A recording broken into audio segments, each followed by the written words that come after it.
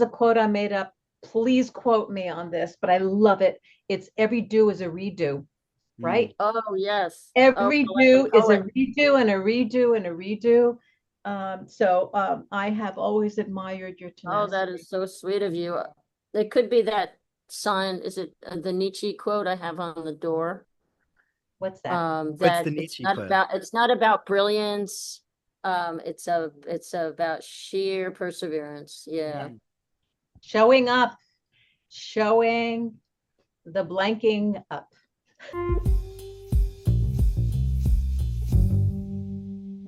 Hi, everyone. It's Dr. Andrew Rimby, aka Andrew. Thank you so much for listening to the Ivory Tower Boiler Room podcast. And before you hear today's episode, which I just know you're going to love, can you please do me a favor?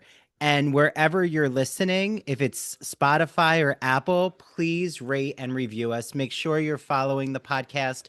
Share it with friends, family, anyone you think would just love hearing this conversation. And you can watch our podcast on YouTube. Yes, we have a YouTube channel. It's called the Ivory Tower Boiler Room, and you'll see the video episode. So please make sure you like the video you're watching and comment. I always respond to the comments.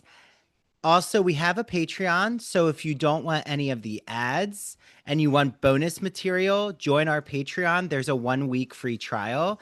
It's patreon.com/ivory tower boiler room. And the free trial is for the professor level. Without further ado, here is today's exciting episode.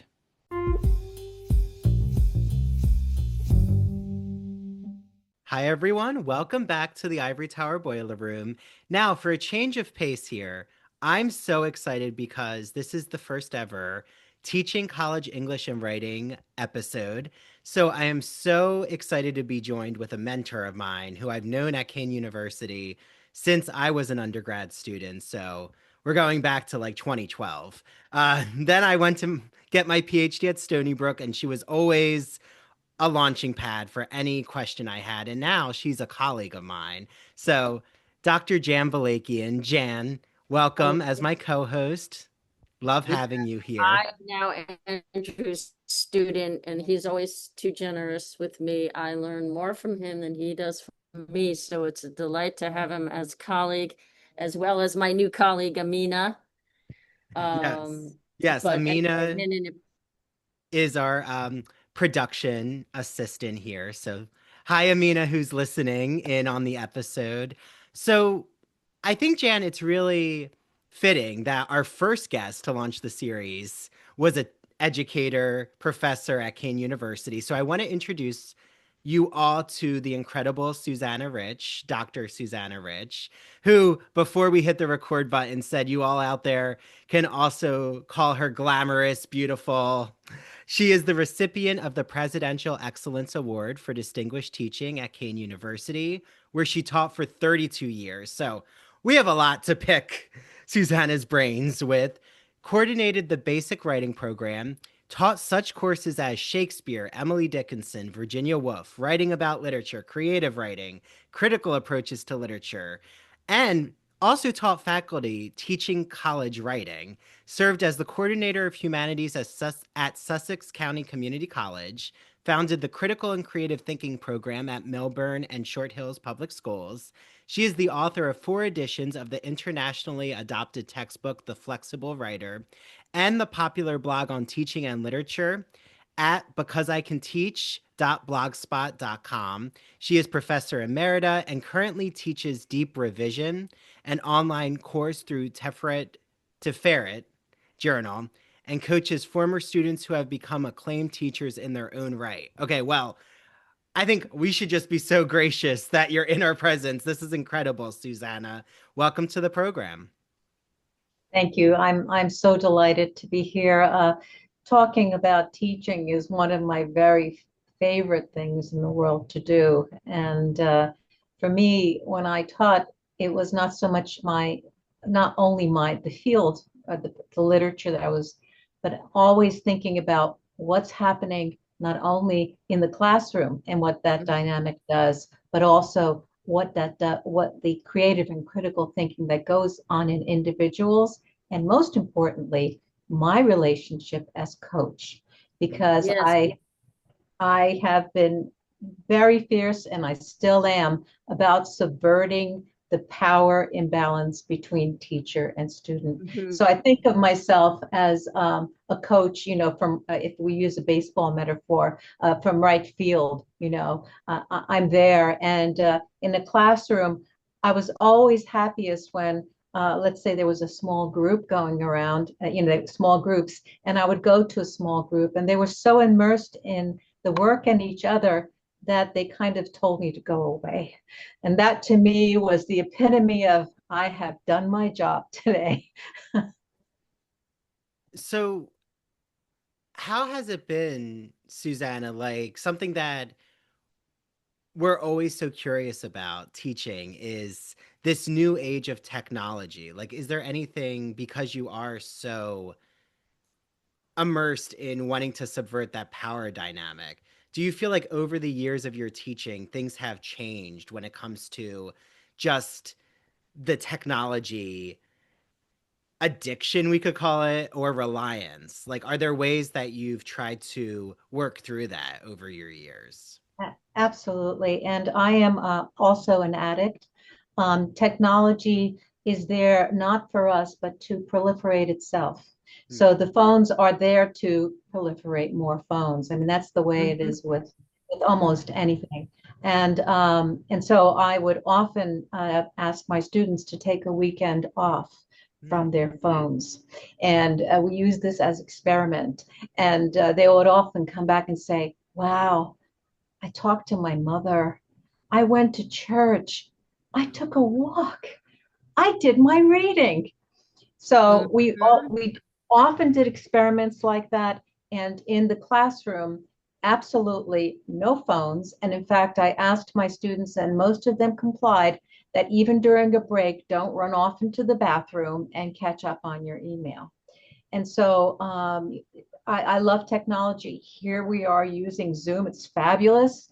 I I compose so much of my own poetry and work on the computer, but everything has its place. And again, this whole idea of who's in power, who's empowered. Is it am I here to serve the technology, or is it here to serve me? And so that becomes part of our critical thinking, because why? We're reflecting on our process, just as I hope that, and when I'm in a teaching situation, that I am modeling reflecting on my own process, just as I'm doing this second. Yes. Yes. Should we jump in with any questions while Susanna's talking, or do you want us to save Oh, them? go. No, Jan. Yeah, go Well, ahead. so my conflict is whenever I ask students to put away their phones, first of all, they do not. And then I feel like I'm being mean. But secondly, we're asked to use Canvas as our platform, so they feel they need to have their computers open in the classroom. So it feels like we're asking them to do contradictory things, and I'm wondering if there's a solution. Well, I am fortunate in that I was able to leave teaching to commit myself to full-time writing and performing. So I was right on the edge of that. So I'm very happy that I didn't have to get into Canvas, because for me, teaching is very, very much an in-person, hands-on, hearts-on experience. So, once I close the classroom, it becomes a Socratic experience. Uh, there were times when I had us walk around the classroom perpetrating just like Socrates did. So I cannot speak with any authority about Canvas. All I can say is that I was very vocal with my students about technology. And again, we did our experiments. And I don't believe in grading. I don't want to get too graphic here, but I don't believe in grading every bodily function, that somebody has, like a burp or whatever. And I'm afraid that what has happened is that left brain thinking and left brain functioning has taken over. One of the things that, when you were talking about critical thinking, is that when I started that program, I was one of the first people who was teaching critical thinking and creating programs for it. And for me, creative and critical thinking must go together. Mm-hmm. We can't have this overlording of left brain linear functioning that is patriarchal, that is not, doesn't take in the whole person, right? And that's why, I mean, one of the questions that we were entertaining was, why is it so important that we have critical thinking? So, Jan, I cannot speak to the Canvas. All I know is that I really believed in no phones, and I did not let my students argue with me about it. And how did you I get just didn't. them? Like I've had a student push it to the other corner of their desk. They couldn't separate themselves any further than that. I don't know what to do. Well, I don't know if we can, I mean, we're talking about therapeutic stuff. I'm not sure. I'd have to know the person. I'd have to know what's in you as a teacher, because very often our own emotional stuff comes up in the classroom just as it does for them. And becoming conscious of that and talking about it. So it's possible that I don't know, but it's possible that there's something in you that reflects them not wanting to do that. But Jan, we can get on the phone and talk about that. Yeah, there's always going to be more lingering, Yeah, but I mean, one questions. of the things that students only learn who I am. I Mm, would love to think that they are, oh yes, Susanna said, and Susanna said. No, they learn who I am. And so when they see me being excited about a word in Shakespeare, that's what they're learning, the mm. excitement.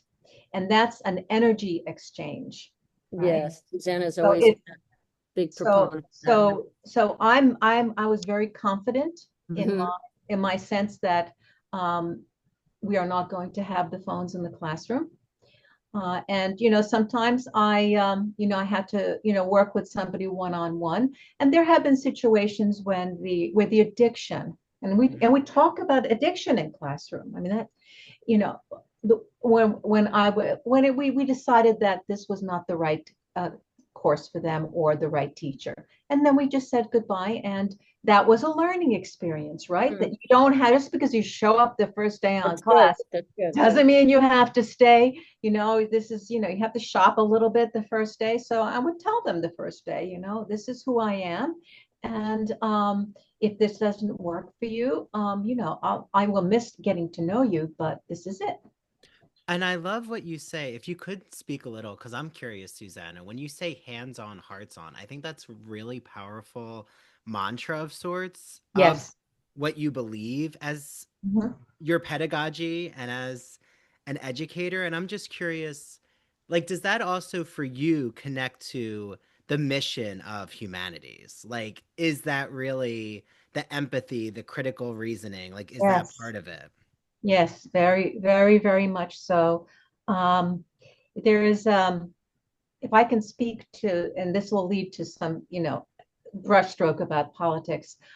William Perry, and every time I would use a theoretical thing about teaching, I would bring it to the classroom. I mean, that's Mm, why I have so many successful teachers now. As I have now grand students through them.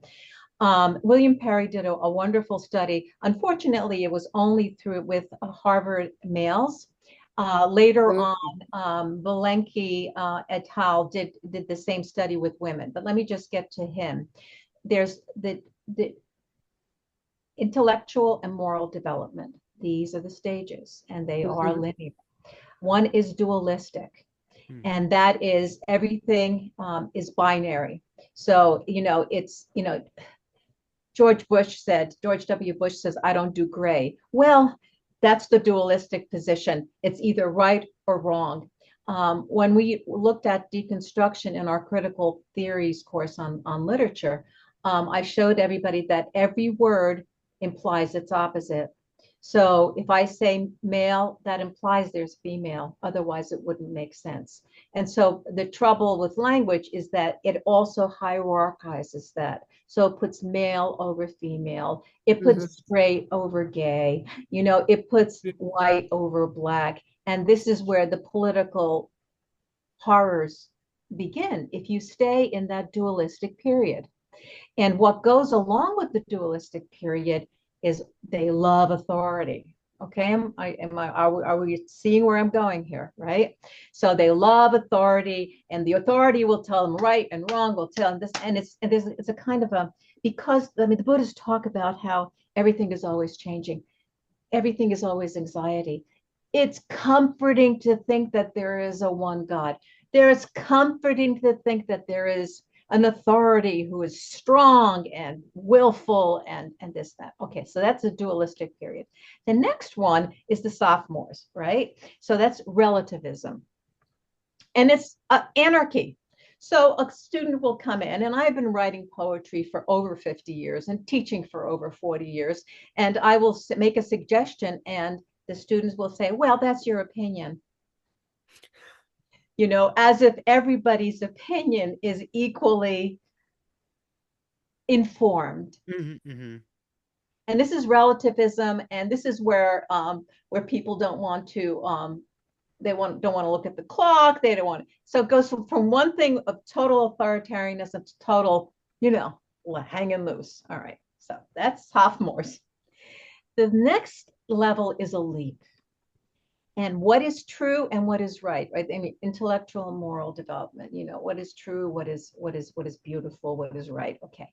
So is contextualism. And this is where, well, black over, black over white. That's looking, that's switching that white over black. Do you know? And this is where we have humanitarian coming. Do you see? Where we don't buy into the dualistic one over the other. The authority tells me conventional cliches and other four-letter words. Yeah. So, okay, Like you're subverting basically that authoritarian, totalitarian absolutely. model of like only the instructor has the knowledge and I will Exactly. give you the information. Perfectly, Yes. perfectly put together. And so that's why, and then after contextualism, well, it depends. It depends. Yeah. You get a commitment to contextualize, and Mhm. that is the top. A commitment to doing that and not falling back into the other positions. Now, this was very much male students, male researcher. By the way, Amina, I love that you are here, and I hope you will ask any questions. Your face is so bright and is so connecting. All three of you are just fabulous. But anyhow, Aw. so Belenky and others, women, studied women, and they found that there were more positions. And the first position was silence. Next Mm. is external authority. And the second one is everything, all knowledge and goodness is received, what you're told, right? Okay, we know this, right? Um, then there's a split. Women tend to, or those of us who have a more balanced male female, right, will have that intuitive subjective. But how is somebody reacting emotionally here? What's the energy here? Okay, now the male, the pure male is procedural, which is, and let me just say this, that follows completely the male female physiology. The male physiology is the penis. And, I have to find the vagina. I have to find that hole. I have to get to it as soon as I can. Let's go through there. I don't care how people feel. I don't care what's going on. Boom, right? The female is the womb, right? Embracing, not only what's in something, but what's around it. So, the female goes into subject, so procedural. And of course, at the end, for them too, it's contextual, commitment to contextual. It sounds And very like yeah, psychoanalytic in form. Like is oh, your very teaching much. in psychoanalytic? analytic inspired? Yes, my dissertation was on the process I went through in writing a novel, and I was also going through psychotherapy at the time. And what I wanted to do is to look at the psychoanalytic theories of the creative thinking process. Wow, that's So, fascinating. but you know It's why? very fascinating. Yeah. Psychology is, Yeah. I'm, see, there's the subjective, intuitive, pull them all together. What's the context kind of thinking? Um, So I don't know why I always want to go to like the nitpicky, not of you, Susanna, oh, not just of you, but knit of away. I've been at this for 50 years. I know how to cope with knits. no, no, no, but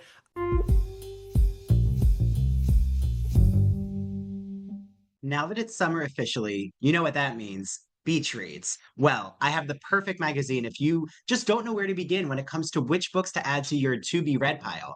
The Gay and Lesbian Review is an incredible magazine that features book reviews, TV, film reviews, and such well researched articles.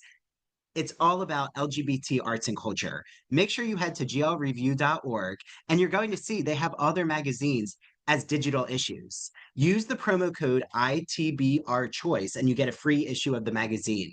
Their new theme is the situation.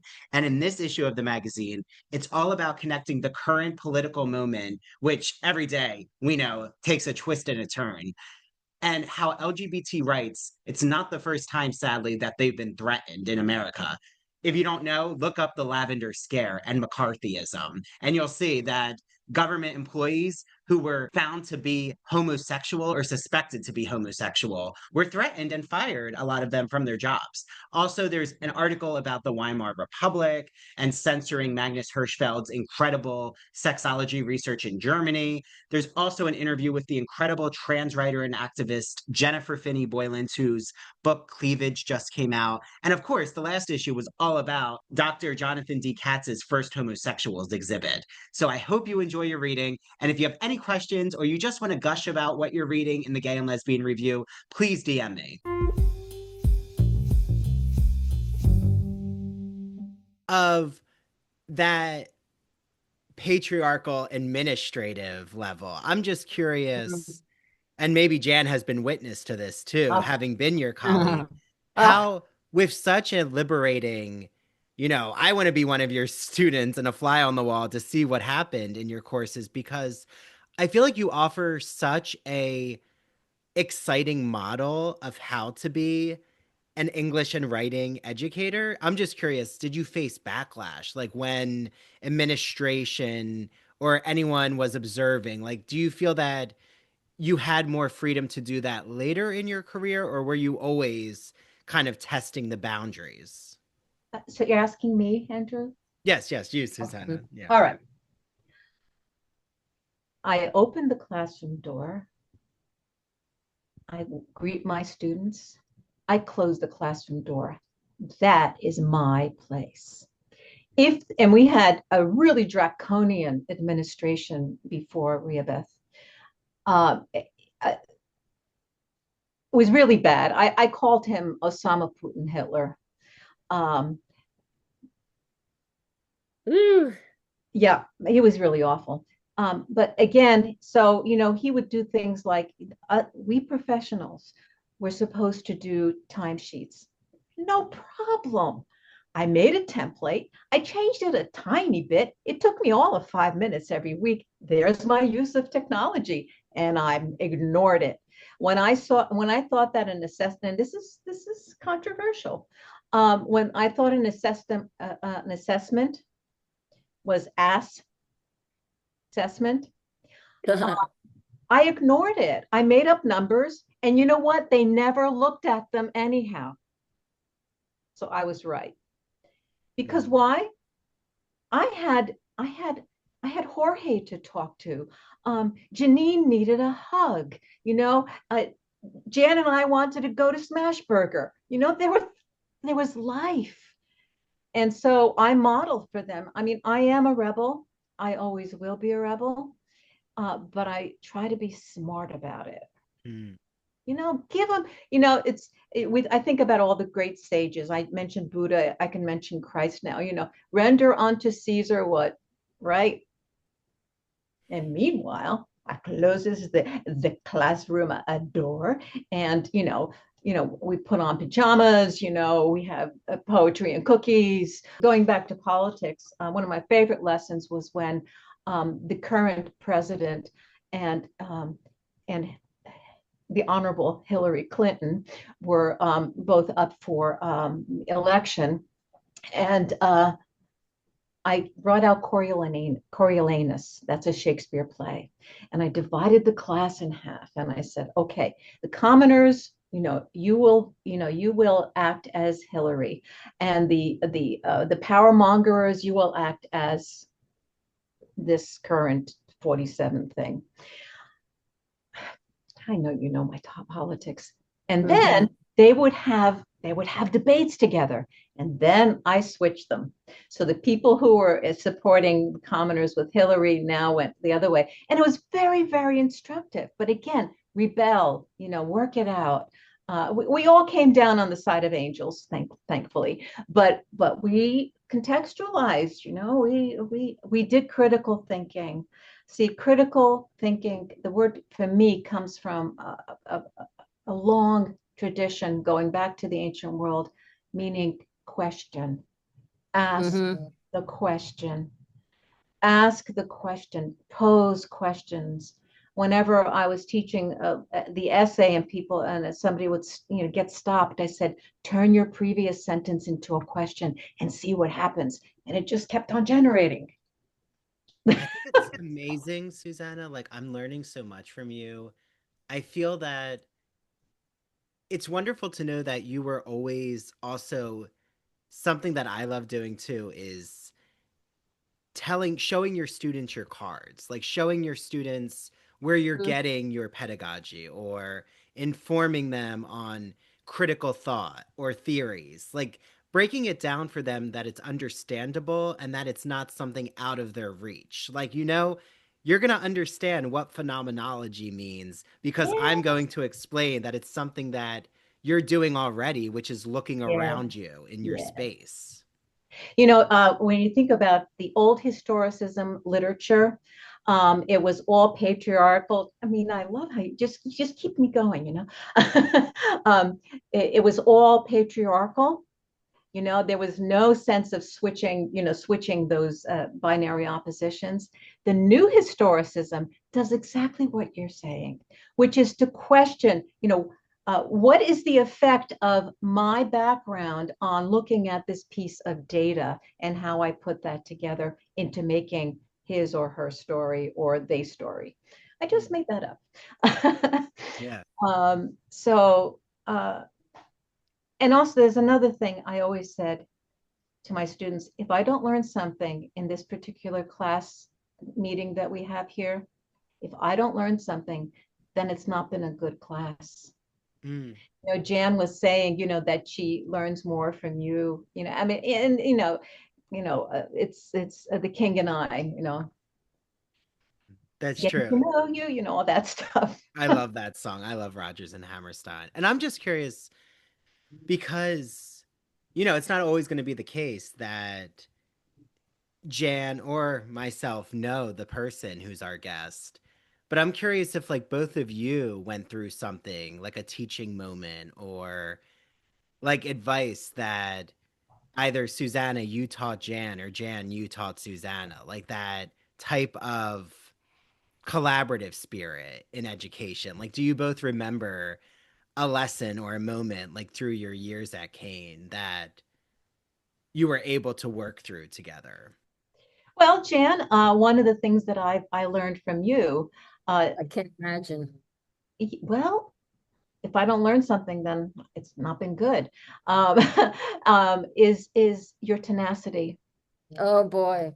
Oh boy, I'll give you that tenacity one. and perseverance is one of the things that we teach our Yes. students. Oh Because boy. things, you know what?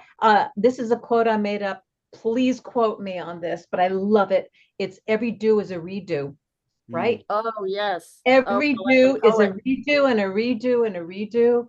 I have always admired your Oh, that tenacity. is so sweet of you. It could be that sign. Is it the Nietzsche quote I have on the door? What's that? What's the That Nietzsche quote? it's not about brilliance. It's about sheer perseverance. Yeah. Mm. Showing up, showing the blanking up, showing up, showing the blanking up. Yeah, yeah. And I was gonna say, if you ever want to curse on this podcast, that's okay. Well, But I believe that's another thing. I hate elitism. mm, I hate elitism. I'm a Democrat. I'm a woman. I hate elitism. So and I also, as a Hungarian, the Hungarians are world class cursors. mm, I mean, they have horses, cocks, and Oh, that's too diarrhea funny. and all this stuff. So I always talked, if the word fuck came up, and I also don't think I need to use it only when appropriate. If I just feel like it. yeah, you can eat chicken paprikash and also curse at the same time. Oh, can I ever? My grandmom is Hungarian, so Oh, you Andrew. would appreciate this. Oh, Andrew. So you know about the horse's cock thing. Yes. If not, I'll teach Not you. well, my grandmom didn't share the horse's cock information with me, but I'm sure if you Uh, talk to her, she'll know. well, if you want to do a podcast on Hungarian cursing, I volunteer.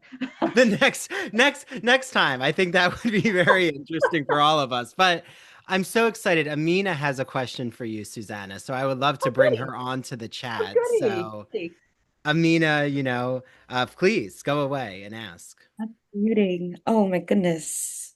I'm just like I'm in awe. Floored. So my question as an undergrad is because I'm always in these spaces, I feel like with professors who are maybe doing the opposite of what you're doing, Oh, yeah. really trying to Hmm. establish that professor-student boundary.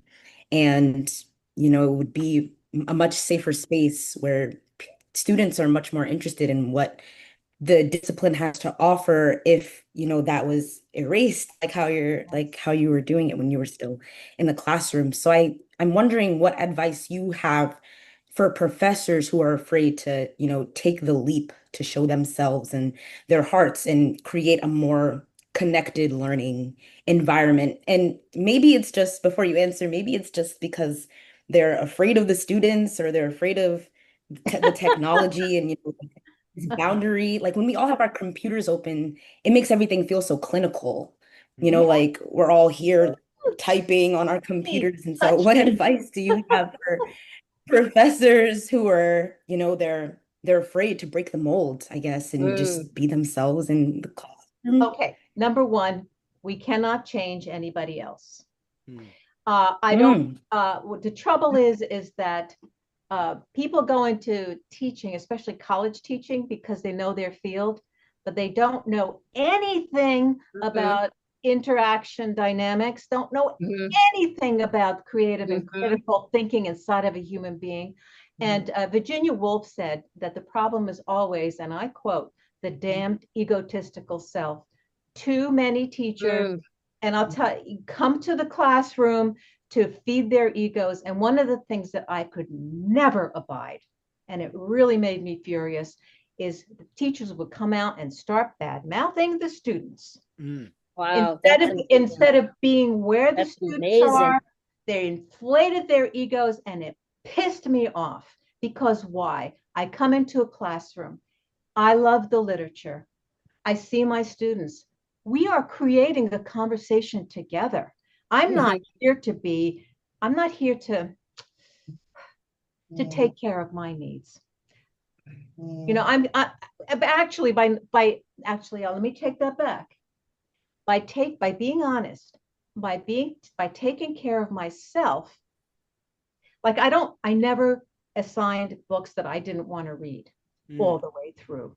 Yes. Because if I don't want to read it, they certainly not going to want to read it. Nope. So we can't change them, Amina. What can we do as students? One, look at your teachers the first week. Know what you're looking at. and see if you can switch. Talk to other students about what the teachers are like. And it's so humiliating as a student to go in and know that I have to answer the question. I have to do guess what the teacher's thinking. That is Mm, really mhm. terrible. It's Yeah, really terrible. So terrible. the Yes. thing is always, and I hope I'm modeling some of that, take care of yourself. Do you know you know by your guts, this is another one of those egomaniacs. Mm. This one is really rigid. This one, first day. So take care of yourself because you can't change anybody else. Wow, Oh, And don't give them excuses. Oh, well, maybe they're afraid. That's their problem, not your problem. I yeah, always try no, to operate that's what Susanna empathetically. taught me. That's what What? Susanna taught me. So I came, this is how old I am, I came up during the era of the white male professors who came out of World War II, right? And they stood at the lectern. They gave these eloquent lectures. We would then write it out in our notebooks and then transfer it to blue books for our midterm and our final. And um, I know that I always felt, and here's where Susanna helped me, that if I were not delivering that kind of polished lecture, that I was being either uninformed or lazy. So Mm. I think Susanna helped me see that it's the questions that we ask and the probing that make for a great class. And yeah, she helped me get rid of that guilt that I had to be the super scholar to stand before the class. Yeah. Yeah, I mean, I mean, I know you said we would do a half an hour, but I want to make sure I get this point no, in. please keep going, Susanna. Okay, because it's about love, Mhm. love of the literature, That's self-love, so nice. Yeah. love Oh, of the students, you know, love of the community that each classroom is. That's what it's about. That energy is what it's about. Mm. And yeah. we're all Yeah. just too much, egomaniacs, white supremacy, male supremacy, straight supremacy, all that bullshit. Mm. And we have to find a way to find the love. I mean, we are now going through hell, Yes. absolute hell. But today I get to talk to you about what I love. And that's the way I'm a rebel. And Yeah. that's I think students first, material second, professor last. Well, again, they're going to learn who you are. So if you're too selfless, they're going to, ah, I love this piece of literature so much. Look at this, look at this, look at this. Don't assign anything you don't want to read. And don't assign anything you feel like you have to study. One of my favorite classes, you asked this question, one of my favorite classes, for some reason, this was many years ago, I couldn't read the story that I had assigned. So I went into the classroom and I said, I'm going to do an experiment. And the kinds of questions I asked is, first, did you like it? mm. Why did you like it? Did you like it because you think you should like it? I would call them on stuff like I could tell what's going on here. If you didn't like it, what didn't you like? Now, I don't believe in asking who's the main character because that's BS. That's again goes to I've got to get what the teacher wants me to think. High school torture. Mm. All right. I said, if you would choose a character that you think is most interesting or most generative in this story, what would it be? And by the end of the class, I figured out what the story was.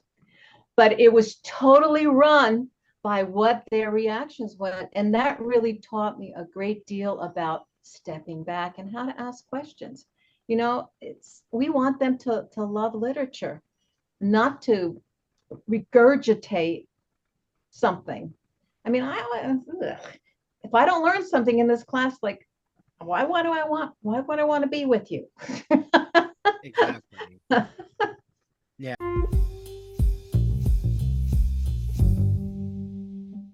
I was recently watching Return to Oz and Nosferatu with my fiance, and I thought, wait, I just had on Broadview Press authors who wrote a vampire literature anthology and the iconic edition of The Wonderful Wizard of Oz. So I said to my fiance, you know what? I need to tell everyone who's listening to ITBR that BroadviewPress.com has everything from classic novels to discussions about vampire literature, vampires in film and TV, the philosophy of sports, Native American culture, horror. There is so much on Broadview Press's website. I urge you all right now, search broadviewpress.com. You will see that not only do they have books for college instructors, which if you do teach college, you better add them to your list because it's amazing, all the resources they have. But if you have just wandered around a bookstore or a library and thought, everyone always told me to read Moby Dick, but I don't know if I'm going to be able to fully understand it. Broadviewpress.com has you covered because they have amazing notes and sources to help you dissect that huge whale of a tale. See what I did there? I was just watching the Page Master, so there's a little Moby Dick reference. Head to broadviewpress.com, use the exclusive code they gave us, Ivory Tower, 20% off your entire order. Yes, your entire order. Enjoy your reading, and please reach out to me and let me know what you're reading from Broadview Press. I would love to share it on social media. Are you a fan of classic Hollywood movies? Are you a fan of queer cinema? Then do we have the podcast for you. Hello, everyone. I'm Christian Garcia.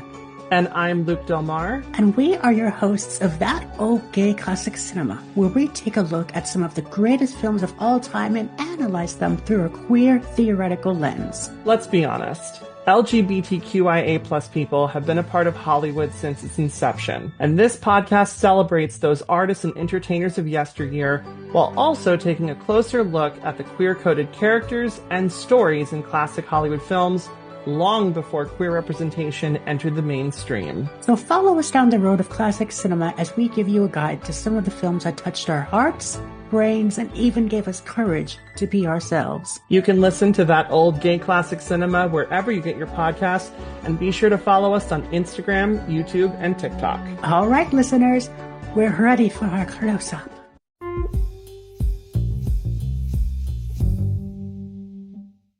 And I feel that you're even inspiring, this is what I love about this series is you're inspiring me to do something new in the fall, which is maybe even assign, or not even assign beforehand, but read aloud a short story or a poem that I'm not inspired by, and say to my students, this doesn't really, just because I love literature, it doesn't mean I love all literature, and I'm not really getting this right here. So let's read it aloud. And I want you all to give your interpretations Oh, and thoughts. beauteous, totally beauteous. Love it. Love it. It's going to be very interesting. Anytime, I mean, I'm a creative, when people ask me what my values are, health, love, creativity, big time, right? And creativity, critical and creative thinking is asking questions, tossing the pickup sticks up into the air and see where they land. Turn the thing, like for example, when I'm writing a poem, very often I will turn it inside out like a sock, which means that the first line becomes the last line, the penultimate line. I turn it inside out like a sock, and it's really interesting what happens. So how in a classroom do we turn the sock inside out? Yeah. Well, and Susanna, when you're teaching, say, a canon or something like I've talked with Jen a lot about because I'm teaching world literature and there's so many models, is something that Yeah. I did was do a new method for myself, which was something that my professors were really relying on the Western canon of, white male authors. But I thought, well, what if I teach Wicked? What if I teach Song of Achilles? What if I teach texts that are contemporary and then look at the past instead It's of still like, world. It's still world. it's still world. Exactly. And like, I think that there's some, right? You're always going to have some faculty who kind of raise their eyebrows and think, I'm not sure what you're doing, Well, it's none but of your business. It's none of your business, except when they Yeah, come you should to compare always you. teach what you're passionate about because that's going to work the best. Absolutely, because you know why? They don't learn what you say. What are you going to what will you take away today? I'm not sure you're going to take away any quote from me, but I think you'll take away my love. So so I so guess like one of the final questions, even though I know Susanna, we could like pick your brain for another 6 hours, is Our um like what for you does English like what is its main purpose in your opinion? Like why is it something that you just keep going back to? well, I want to question your question Yeah. because you said main. And Hmm. whenever we talk about in this the main point, the main character, we are we are already hierarchizing. Hmm. So I would question your question. The question I can respond to is why English? Just plain why English? Yes. Um, I did not speak English until I was 5. I come from immigrant parents. My mother and father divorced when I was 5 months old. And you know what? This story that I'm telling you, every student, especially our students at Kane, come in with these kinds of stories. Okay. So anyhow, um, and uh, and so English was to be able to transition into English to become part of this world was my way of bridging what my parents went through, which is to be in exile, to have their lives threatened in Eastern Europe in the Second World War. What my father was a Nazi collaborator. That's another thing. Hmm. So, transitioning to English is transitioning away from that and then to use English to go back and try to go back with the use of language to understand, to become more whole. There's another model that I use, which is Abraham Maslow's stages of development. Hmm. And, to be able to talk about what I need to talk about to survive, then there's a certain kind of literature I'll be drawn to. And a certain kind of literature I will write. Like, for example, I wrote a whole book on my father's collaborations and poetry about the victims and so forth. And it goes up the chakras, it goes up the development. So why? Because I want to live more fully. And why English? Because this is the place that we came to be saved. I'm afraid that right now we are learning how people in Germany and Eastern Europe, what they had to cope with, and it scares me. It scares me. So it's for life. It's for love. It's to be a whole human being. To break silence. Um, to have fun.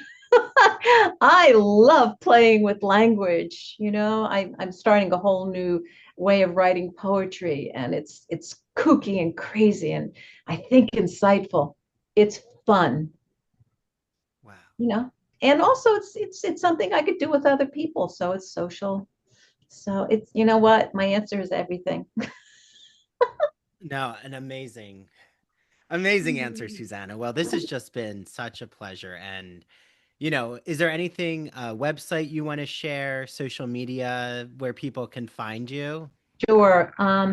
Well, let me just put into the chat Yeah, my. of course.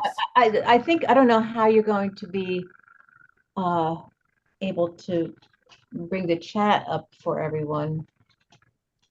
Oh, I can put it in our show notes on the Okay, and podcast. and let me just put in my blog. Now, my blog has is really, really embodies a lot of the things I'm saying here. So if anybody's interested in getting more deeply into what I do, because I can teach.blogspot.com, and my textbook, which is in 4 editions. This is the most recent edition. Oh, We definitely need you should, how do we disseminate that to our freshman writing program? Well, and also let me say this: I'm more than happy to come to Kane and talk, especially to it, because I know so much. I wrote this book. This is a Hungarian author. See, the Hungarians come up all the time. It's such a great book. It's such a great book. Thank you. And I would be more than happy to come and talk about it. It's it's out of print now because everything is always shelf life with textbooks, but it's available on secondhand. oh, wonderful. So the flexible writer for everyone out there, Yeah. available wherever you get books. Dr. Susanna Rich, um, in the show notes, has shared her blog. So please head to her blog. That's where a lot of this stuff is embodied, including things like I don't use praise in the classroom because that makes me the mother and you're the one waiting for my praise. And then if I praise one person, then somebody on the other side of the room died because they didn't get the same praise or not the same honest praise. So I mean, there's a lot of stuff in there about the dynamics. And I mean to thank you because I know you're a student and you're shaking your head and thank you. I mean, you're nodding your head. You're nodding your head. Yes, yes, yes, yes. I'm the student that like will die inside if I don't get the praise. Well, you know I'm what, like, oh, Amina, we would We're a talk good about team, Amina. we would talk about that. For example, if you brought a poem in, see, it's much harder to appreciate a poem and process than to praise it. I could say, "Oh, that's great," and I'm done. It's going to take a lot more to say, "I noticed that you have a pattern of red things in your poem," and that picks up on, that picks up on anger for me. That's not praise. That's love. That's appreciation. Very different, harder, and that's what we did because I don't want you to feel dependent on what I think. Mm, mm. I think it's that we get scared of the 100-yard stare, the cold gaze that we get from Well, you professors got, when they start yeah, to give the praise and they um, start, dropping little seeds of praise. We're like, oh, when is mine coming? How can I know that you love yeah, and me? it's all power. It's all power BS in the classroom, and so it's an addiction too, Amina. I mean, look at it as an addiction. I've done a lot of work with addiction. It's an addiction, and it's better for you to feel lonely and unsure and really go through that feeling than to give yourself over to the momentary praise that you maybe have people pleased. Yeah. And trust me, I know people pleasing Absolutely. because I'm a I'm Yeah. I'm Olympic on that, but I've let go a lot of it. And there's a lot of faculty who search for that praise. And that could be a whole other discussion from Yeah. their colleagues the rest of their Yeah. I lives. mean, But my praise right now is your energy. You're smiling, your voice is filled with energy. Amina, I swear I want to take you home. And to have my I want to come home with you. I to want have to come Jan home. here, who's always been such a supportive colleague. Uh, Oh, I just want to remind everybody that Susanna will become a poet laureate. We, yeah, we'll see. yeah, We'll will see. yes, We'll yes. see. We'll see. But Well, I do to think on the other side, I think sincere praise is good, false praise not. Um, yeah, Yes, but if I sincere sincerely praise praise. somebody in a classroom and I don't sincerely praise somebody, you could do it in private, but Yeah, I'm again, thinking for private, but but yeah, again, I would much rather have somebody say, "Oh, private. I notice how you weaved your Yeah, father's yeah. interviews here, and then you balanced it That's out." what yeah. It, Yeah, it yeah. takes more work. It takes more love. Yeah. yes. Yes. Well, on that note, thank you, Susanna. Thank Thank you you. for being our first guest. This was, I mean, so much to discuss, so much food for thought for everyone listening. I know those of us here are going to be thinking with your words a lot. So, so I want wonderful having you. thank you. I'm so grateful